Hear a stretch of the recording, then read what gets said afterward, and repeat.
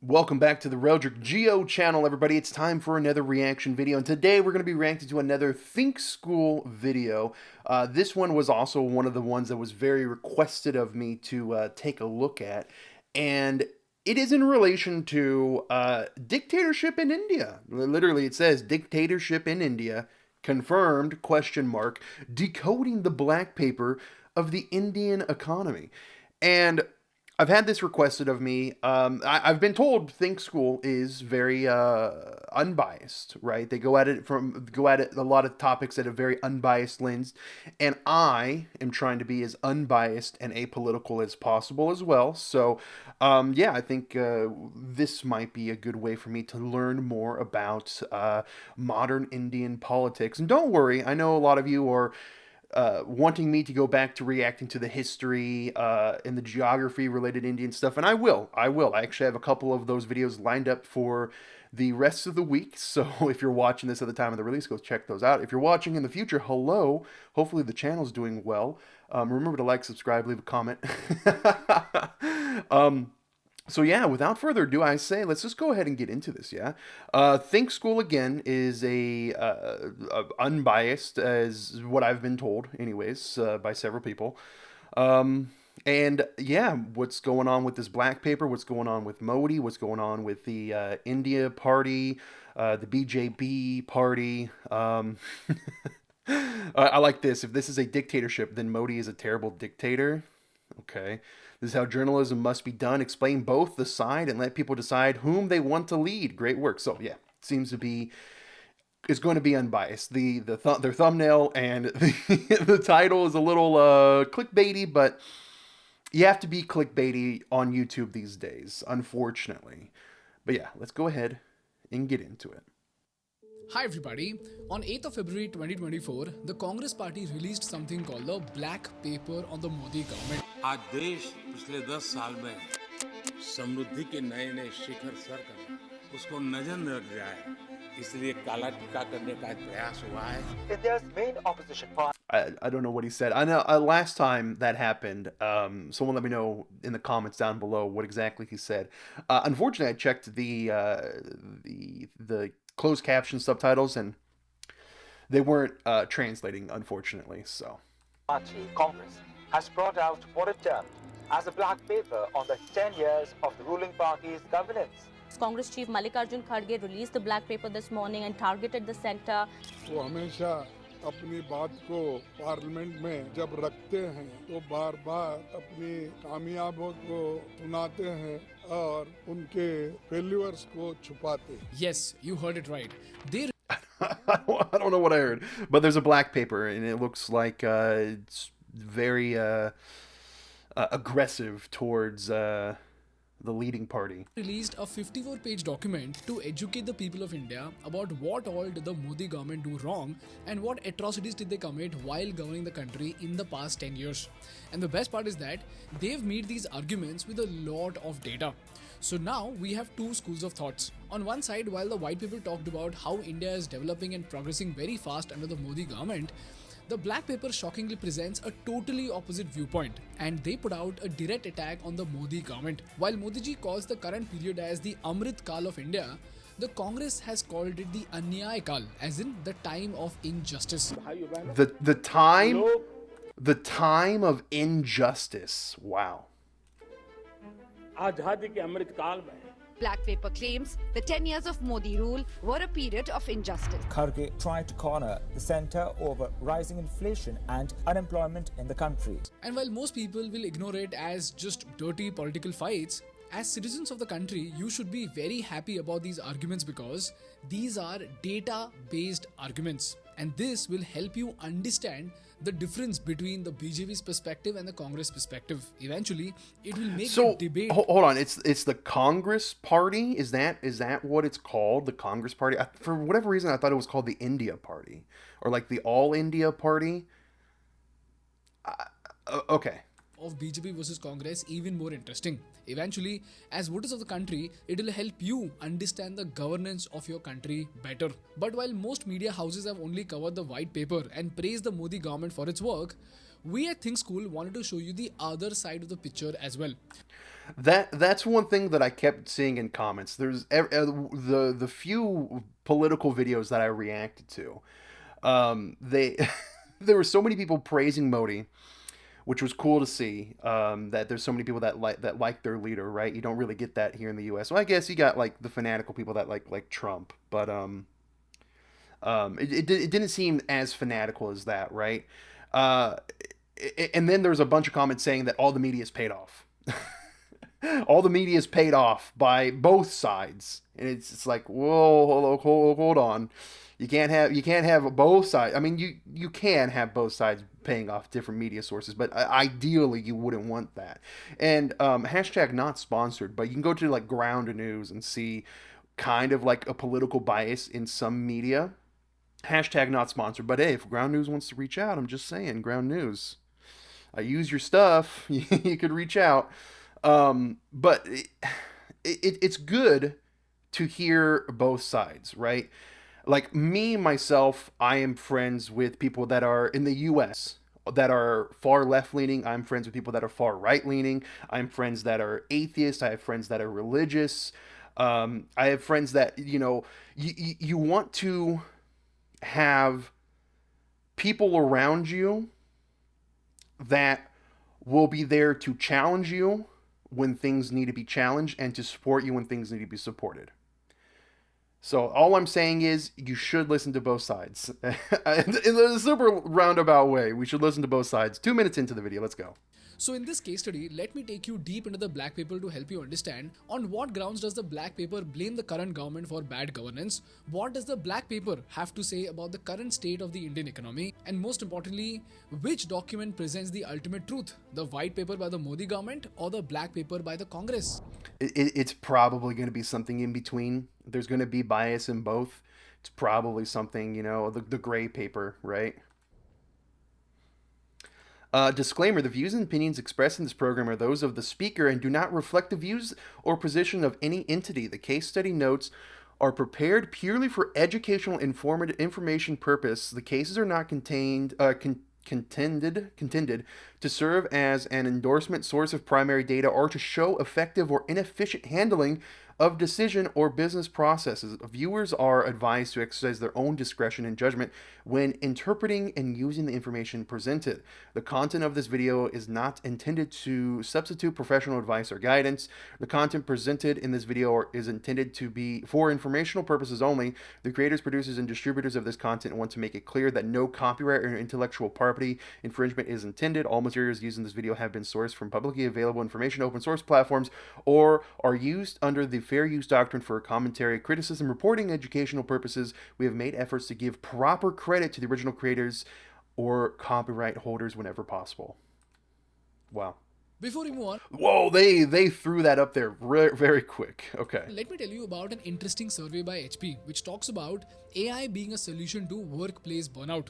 This survey says that 75% of the leaders predict jobs will become easier with AI, and 55% is this ad? Okay, this is an ad. Okay. More opportunities. So if you're someone who wants to learn AI for free, even it says hashtag ad up here. Okay. Check out Growth School's 3-hour workshop on AI and ChatGPT. It's being I will say ChatGPT is very easy to use. AI is very easy to use. Just play around with it for a little bit. If you figure out, a good way of prompting things, it's very, very easy to use.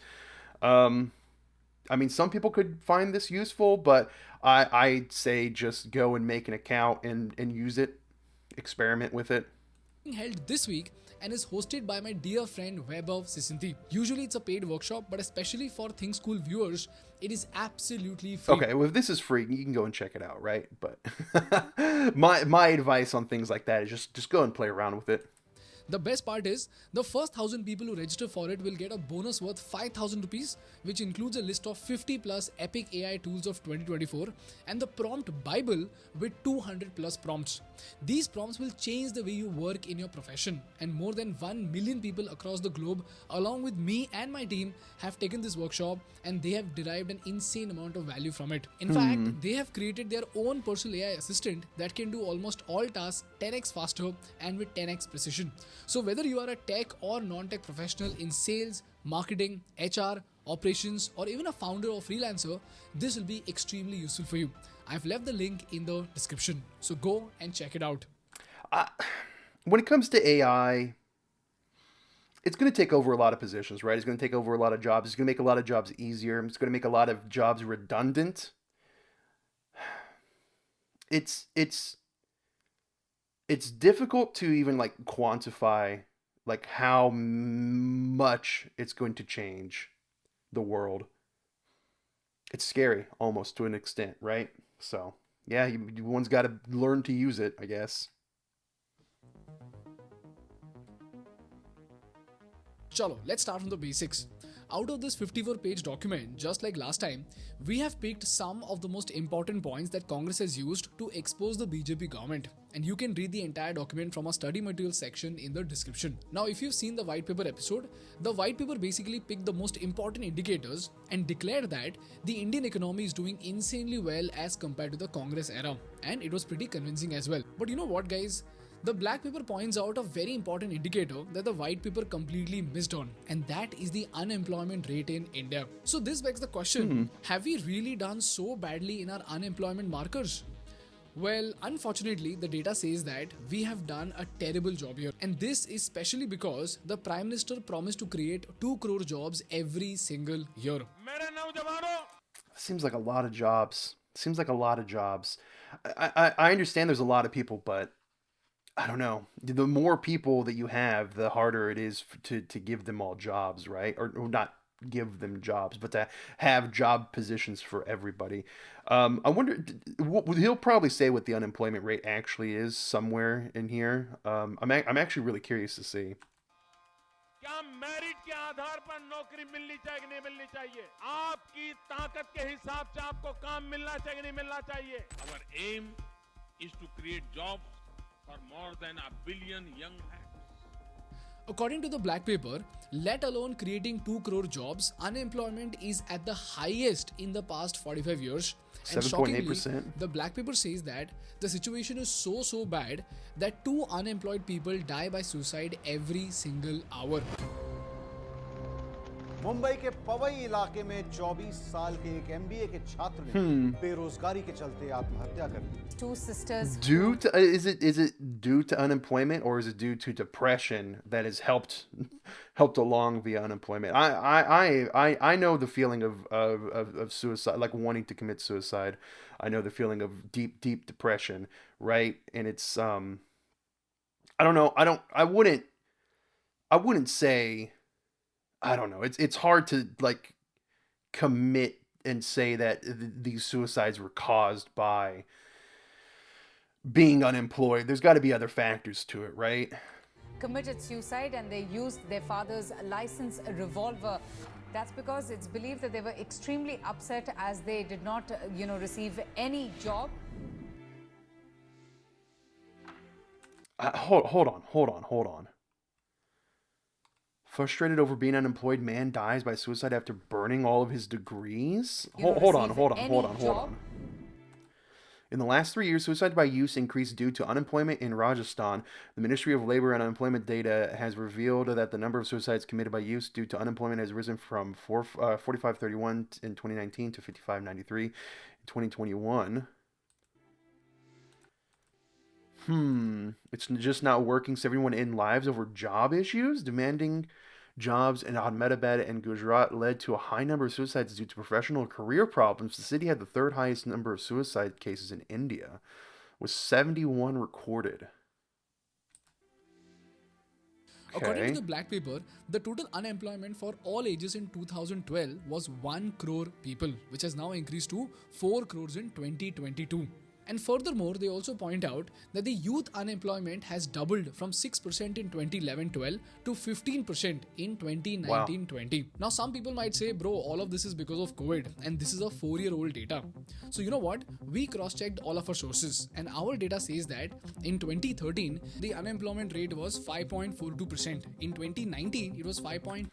Oh, the graph is going. I'm so used to the graph going from left to right, but it's going from right to left. To 7%, and in 2023, it stood at 8.03%.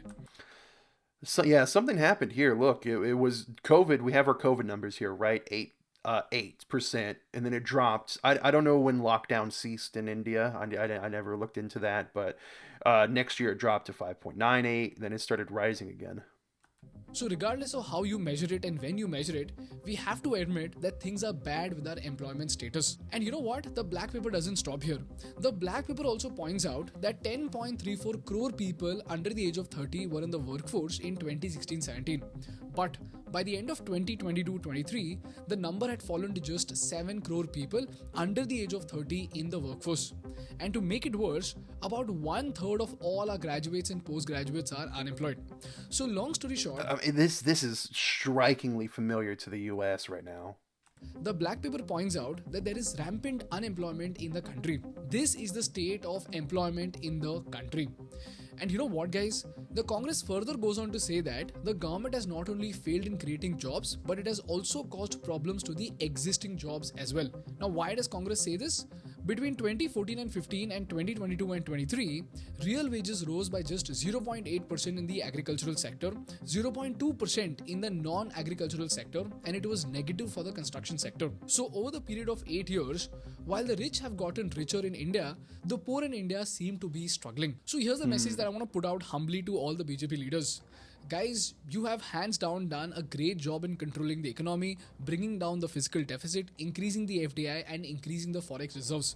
But what are we doing about jobs today? We need to bring in more manufacturing units, we need to bring in more FDI into manufacturing, and only then we can create these jobs. So my question is, what are we doing to create more jobs in the economy and protect the bottom of the pyramid? If So, from my perspective, from my understanding, is there is a huge increase in jobs, right? Like from an outsider's point of view, there does appear to be a huge amount of work available, or I shouldn't necessarily say available if unemployment's, not working for if there's so many unemployment, right? But it does appear from an outsider's perspective that I mean, because India is a country that's building itself up, right? There's just so much going on, so many different projects being started. I mean, I've seen videos we're just talking about countlessly after, all these different road works, metro works, all sorts of like these giant land projects happening all across India. But I wonder if it's just the sheer amount of people that's causing this. I mean, it's the largest population in the world, right? Um, so I wonder if it's just if there's the strain of the population is just too much and it can't quite keep up with the demand. I don't know. I'm sure he'll talk about it a little bit, but if you've watched my reaction videos before, you know that I like to pause and talk. I like to try to let out what I'm thinking, just so you understand my perspective of what I'm trying to learn. this is clear to you, let's come to the second point in the black paper. Guys, if you remember, the white paper spoke about how the fiscal deficit has decreased with the increasing revenue from sources like taxes and responsible expenditure done by the government. But here's where the black paper accuses the government of something called tax terrorism. In Tax simple words, this means terrorism? that small and middle class are being taxed heavily by the government to increase their revenue. Now, the point to be noted over here is that terrorism is an exaggerated word for this, but there is actually a story that is worth addressing. In 2021-22, out of the 14.83 lakh crores in GST collected, the Congress says that 64% of this revenue was obtained from the bottom 50% of the population, 33% of this revenue was obtained from the middle 40%, and just 3% of this number was obtained from the top 10% of the population. Now, there are two things to note over here, guys, and if the Congress leaders are watching this, please listen to this very carefully. By the look of these stats, it almost looks like the BJP is doing a great job because the tax is coming from all segments of the society. And you're clearly saying that the rich in the country only pay 3% of the GST.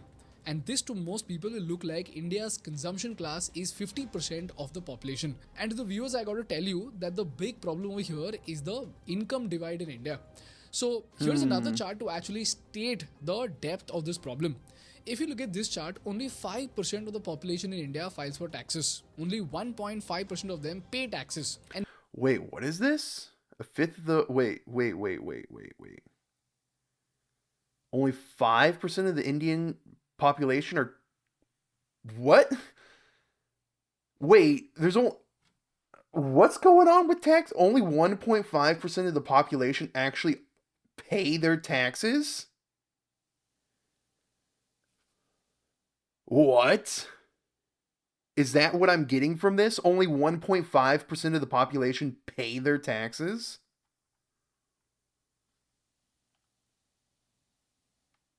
Okay. And this is absolutely terrible because these markers are at 10% for China and 43% for the United States. Yeah, I was gonna say this is what? Okay. And what's even worse is that just 0.3% of Indians contribute 80% of the tax collected in India. What? the, those numbers are insane. So this says that there is a huge income gap between the rich and the poor. And technically, if you see, the poor in India does not pay income tax at all, which means they don't even have an income worth 7 lakh rupees, and this number is as big as 1.2 billion people. Wow. This is the actual Wow. problem. So if taxes are coming from all classes of people, it's actually great because it says that the bottom of the pyramid is consuming more than the rich. But if you look at the income tax data, it actually points out how much income do the poor people in India actually have. If this is very, very clear to you, let's come to the second point that the Congress points out, which is the implementation of GST. All right, I just want to note, he said the second point. It's clearly the third point, but still.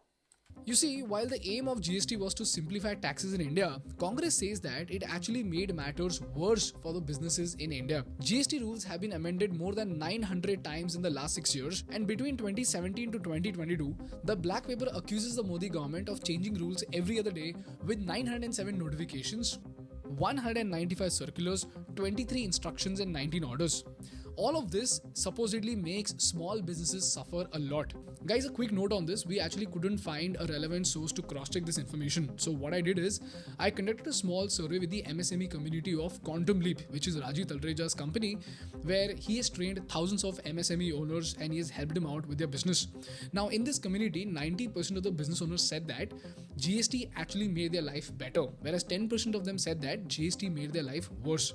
So now I want to leave it up to you guys. If you are a business owner, if you belong to the MSME community, drop a comment below and let me know whether GST made your life better or worse. And one point to note over here is that we want to segregate your comment from all the bots that are very active right now because of the election season. So tell me if GST made your life better or not, along with the reason. So if it made your life better, say yes and drop a reason so that we can understand that it's a genuine comment and it is not coming from a bot. If this is clear, let's move on with the episode. So yes, it is true that GST did hurt people in the short run, and I believe that is what happens when every major economic policy is executed. But most people that I spoke to told me that GST did not make their life difficult, except for the fact that they had to spend some extra money on a CA. Thirdly, the Black Paper points out something very critical about the manufacturing and exports of India. You see, the BJP had promised that India will compete with China, who was and still is the godfather in manufacturing. In the year 2023, India would grow faster than China. When I first visited the US as a Prime Minister, India was the 10th largest economy in the world. Today, India is the 5th largest economy. That's pretty good. Rising to the 5th largest economy in that short of a time is pretty awesome. But with current levels at about 7%, growing just a bit faster is all it needs to surpass China. But the question over here is, did it really turn India into a revolutionary manufacturing hub of the world? Well, not really, because if you look at the Modi government's target, they said that manufacturing must be 25% of our GDP. But you know what? Yeah, so when it comes to the manufacturing stuff, I know a lot of companies, a lot of companies are actually moving to places like Vietnam, to the Philippines. A lot of automobile companies here in the US are actually moving to Mexico, for example. So there is a lot of work being shifted over to India, but right now it feels like there's a lot more of a diversification of work leaving China, of these companies leaving and pulling out of China. So I don't know if that's necessarily a fault with India per se. I think it's just a lot of these countries are bidding and trying to garner the favor of these companies, right? So it's a lot more competitive. What? The share of manufacturing in India's GDP has actually fallen from 16% in 2015 to 13% in 2022. Wow. So, let alone 25%, we have a dangerous backlog that we now have to recover from. And this is something that we pointed out even in the BJP report card episode. So these numbers raise some serious questions about the Make in India initiative in India. Now the question we hear is, why are we falling short in this initiative? Because this was supposed to be a revolutionary initiative, right? Well, two reasons. Number one, ease of doing business in India isn't easy enough. And number two, land acquisition is a big problem. And unless we fix it, we cannot grow as fast as China. If this is clear to you, let's move to the fourth point that the black paper points out, which are social indicators. Now, if you remember from our white paper episode, it spoke about how the government has increased capex spending and how it is not wasting money on welfare schemes.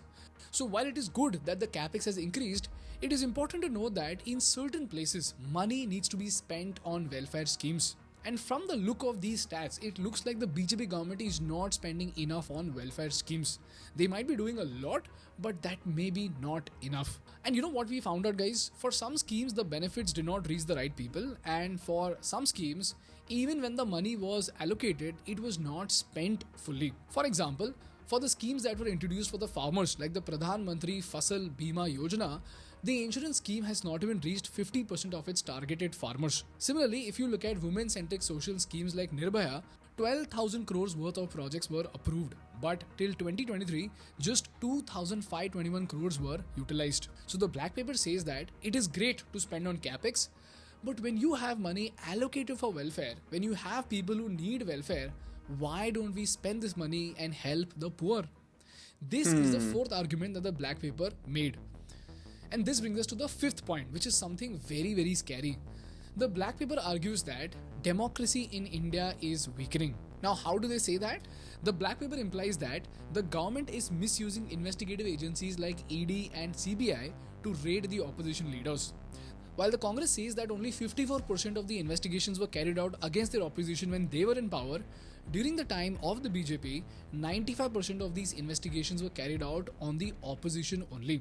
The BJP government wants to Interesting. destroy the democracy in this country. अगर CBI अपना काम करती, ED अपना काम करती, तो ये नहीं होता. तो उनको ये भी सोचना चाहिए कि किसी ना किसी दिन. This is Rahul Gandhi, right? BJP की सरकार बदलेगी. Amit Shah is your second. क्योंकि उसके पास ईडी है. ED is his weapon. CBI उनके पास ही है. Income tax उनके पास. Pretty much anybody who goes to the BJP goes there because of a particular type of pressure. Pressure from the CBI, pressure from the ED, pressure from cases. Now some people might say, bro, that is because only the opposition leaders are corrupt. BJP leaders are not corrupt. Well, although I want to believe it, the patterns kind of make it hard to believe. Now, I'm not saying this because I've got something very concrete. Just look at the patterns. And even Indian Express has recently published a chart of about 25 opposition leaders who had cases against them. But after that, they joined the BJP and 23 of them saw their cases drop. Now, I don't have anything concrete to actually point out. Like I said in the electoral bonds episode, these could be isolated events also. These could be correlated events also. But somehow they seem to be extremely worrisome. And it would be great if a government leader can actually point out or explain to the people of India what exactly is happening. In fact, if you want to know more about this argument, my friend Mohak Mangal has covered this extensively in his channel. I'll attach the link to his video in the description. Now, the point to be noted over here is that I have certain disagreements with Mohak. Mohak has certain disagreements with me. But this video of Mohak actually points out something that is very factual and is very evidently problematic. So do have a look at it and let me know what you think. If this is clear to you, let's move on to the last point that the white paper points out, which is the defense and security problem in India. If you don't know what happened in Manipur, 35,000 people have been displaced in Manipur. I've heard a lot of bad things happening over there recently as well. 1,700 houses have been burned, 60 people have lost their lives, and 200 more have been injured since the violence broke out in May 2023 in Manipur. And in the night, Manipur is burning for months now. My question pertains to the ongoing situation in Manipur. The fight goes on in broad daylight. Many want to end the fighting. These Métis are marching for peace. So while the BJP has done a great job in Kashmir, the question is why couldn't we act quickly on Manipur even though it had the BJP government both at the state and the center? Now while most people might say, bro, that happened in Manipur but my state is doing just fine, I gotta tell you that this is a system issue, guys, because if one state is burning and the center did not do anything, tomorrow what makes you believe that something might happen to your state and the center will actually take some strict action? Because it was an entire state burning and it was the life of 35,000 people, which is even today at stake. This is the reason why we as citizens of the country, we need to point out and voice our opinions so that the government understands that the people of India are watching. These are the most compelling arguments that have been made in the black paper. And apart from these arguments, there are several other arguments like demonetization, farmer income, and the Chinese border problem that the black paper points out. So if you want to read these arguments, I'll attach the link to the black paper in the study materials in the description. So the ultimate question over here is, who is right and who is wrong? Well, here's where we as citizens, we need to understand that both parties have done good things and both parties have done bad things. But if you look it's at always, the it's always, the right answer is always somewhere in the middle. Media in India, while one section of the media only applauds the government, the other section only says bad things about the government. And the result of this bipolar reporting is a bipolar population. So while some people might call Modi the greatest prime minister India has ever had, the other might call him a dictator. And both are stupid statements, because what we need to do is decode the governance of every government and point out both the good things and question the shortfalls of each government so that the citizens can understand both sides of the argument instead of being influenced by one-sided propaganda. This is the reason why we covered the most compelling arguments of both the black paper and the white paper. And I just hope you learned something valuable from this case study. That's all from my side for today, guys. Please do find the black paper attached in the description. If you learned something valuable, please make sure to hit the like button in order to make YouTube ever happy. And for more such insightful business and political case studies, please subscribe to our channel. And don't forget to check out Grow School's AI workshop from the link in the description, because only the first 1,000 people who register from the link will get the free bonus. Thank you so much for watching. I will see you in the next one. Bye-bye. Interesting. Okay, so that was Think School. That was Ganesh. Is his name Ganesh? I believe it is. Yes, Ganesh. That was Ganesh, Think School. Yeah, it brought up a lot of interesting little things. I'd like to go through and read some of the comments. Oh, and by the way, if you want to make sure to check out this channel, I will put the link to his channel in the description down below. And he does have, there's a Google Doc here, some what is it? Times of India, India Express, Financial Express, India Express, New India, thehindu.com. So a lot of news articles and a Google Doc. I'm assuming the Google Doc is for the black paper directly. I'm wary on opening Google Docs. You know what? Let's click it. Let's see what happens. Okay, yeah. So the Google Doc does take you to the black paper directly. So if you want to go and take a look at that, of course you can. There's a link in his description as well. Okay, this is a bit. They literally have this black paper texture. That's a little okay. But still, I want to take a look at some of the comments, see what the feel of the comments are. Now, we've read a few, so let's just scroll down a little bit and then start from here. We are still waiting on your YouTube.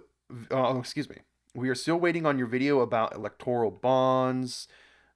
My cousin owns a transportation business. Earlier, there were a lot of delays and issues in filing taxes, especially when transporting materials between different states. There used to be a long traffic jams because of the checkpoints.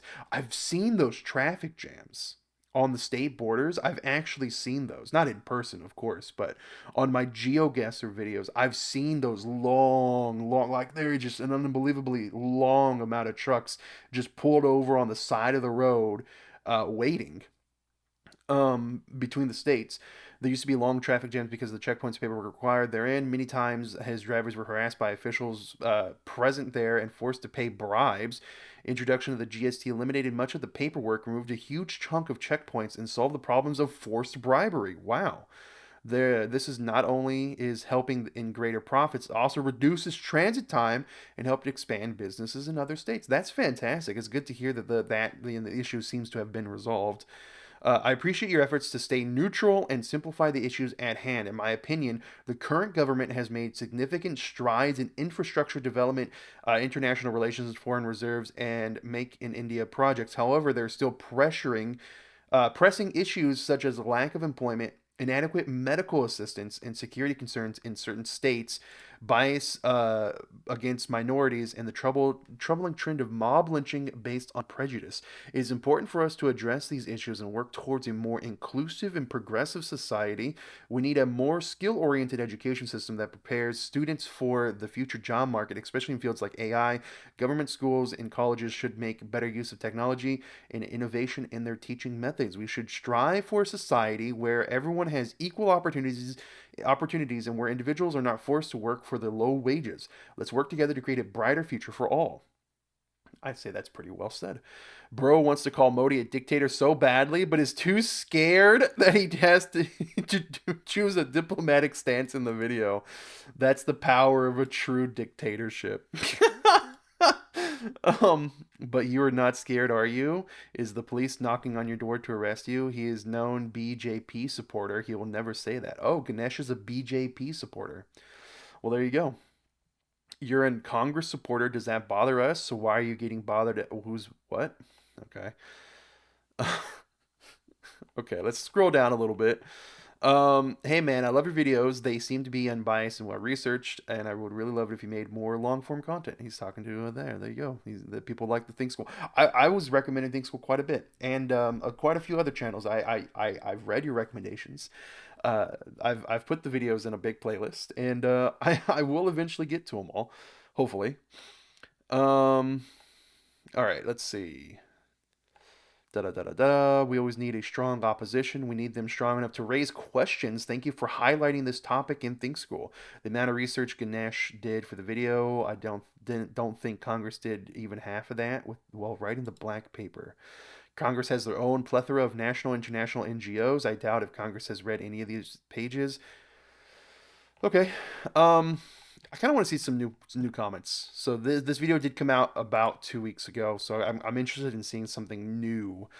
Where's unemployment in India? Question mark, question mark. If you don't want to work and unskilled, then you're not unemployed. In my company, there's a man shortage of employee. If you want to get a job, come in Ahmedabad. Okay. We had been paying more taxes than almost 9 times more taxes as per tax Slavs, but still haven't got any social security apart from hidden scams. There's no stability in the market. Every now and then, the government comes up with a plan which is unsettling, impacting negatively. I do admit paperwork has been reduced, but harassment is still because of lack of knowledge officers in the GST department. I had many cases in which I was imposed unjustified taxes. You're almost paying 40 to 45% tax, but in return, what support exactly are you getting apart from bogus Make in India stamps? Government education, medical insurance, job security. No. I thought medical was free in India. I thought it was free, or at least incredibly cheap. Employment rate. Okay. As an Indian, I honestly think people in India needs a dictator. Woo! Oh my goodness, I'm tired and ashamed of our people. Whoa. Okay. You're getting a little extreme there.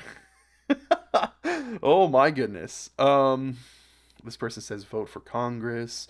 Why are all commenting only on GST here? Have they watched the video, or is it just bots who are praising? He clearly didn't watch the video because Ganesh asked people to comment about GST. Ganesh, you have been providing really good content. He has. Don't check data, just say black paper is saying wrong nice. Don't explain black paper well, but prove all the points of white paper with fake government data. Okay. Is unemployment high because there are more educated people in India? That's an interesting question. That's actually a rather interesting question. Maybe it's getting to that point where so many people are going through education, right? They're getting these degrees, they're getting these university degrees, these college degrees, and there's just not enough jobs for that. And that's happening in the US as well. There's a lot more blue collar labor available, but like a lot of these degrees people are getting are kind of pointless here in the US. I hate to say it, but it's true. So maybe, yeah, he does raise a good point there. maybe the same thing is happening in India. Okay, so I think I got a good feel of it. I mean, there's a good back and forth. People are claiming, the video is unbiased, which I felt like, is fairly unbiased. Someone said that he actually all segments. he actually is a BJP supporter, so that's interesting as well. Um, of course, there's going to be plenty of study materials here, so if you do want to get to these, the link to this video will be directly in the description below. Again, remember to subscribe to his video, watch the video, leave a like on his video as well. And then, of course, if you like my commentary, my reaction, is it reaction or is it more of a commentary? I think I'm more of a commentary style of video rather than a reactional style of video, because I do stop the video. I do talk about my points about the video and about other things.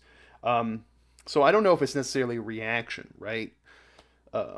Because I'm not, reacting just to the video. I'm bringing my own topics to the video, commenting on those. So it's more of a commentary video. We'll go with that. If you like my commentary video and my other commentary videos, subscribe to the channel, leave a like down below, leave a comment, and I will catch you on the next one. Yeah? Take care. Goodbye.